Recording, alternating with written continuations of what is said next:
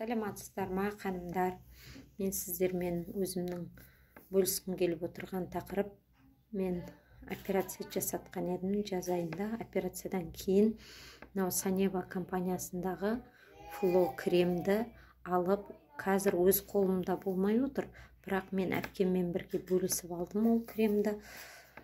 Ол кремді өзім шприцеге бөліп алдым.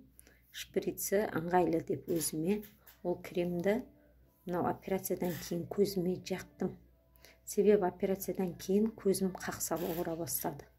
Бірінші уақытта дәрігерлердің айту бойынша басқа кремдерді тамызып жүрдім.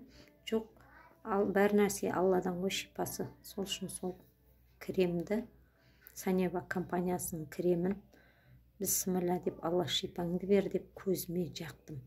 Көзіме жаққан уақытта ана көздің ашытқан көрсеңіздер, көзді аша алмай қаласыз. Бір күн, екі күн, одан кейін үйренгеннен кейін үйреніп кетесіздер ол кремге. Бірақ көздің көруін, анау ауырған қақсағанды жақсы басады екен.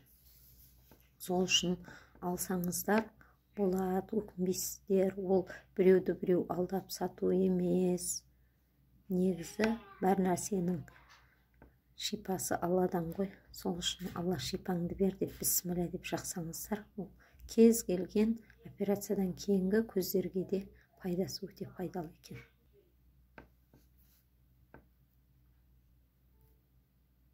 Саламатсыздар ма? Мен осы жаз айында операция жасатқанмын. Көзіме ет өсті деп, содан кейін дәрігердің берген дәрілерін тамызып жүрдім. Күн салқын болғаннан кейін менің көзім қақсай бастады. Көзімді аша алмадым, қызарып кетті. Дәрігерге бардым, дәрігер укол салды. Содан кейін мен шырын тәте Тараздан беріп жіберді. Санева компаниясының фло деген кремін. Бұл кремді мен әпшеммен бірге бөліп алдым. Қазір өзі сырты болмаса да шприцеге өзім тәтемнен алып бөліп алдым. Содан кейін маған ыңғайлы болды. Ана шприцеден басып көзіме салып отырдым соны.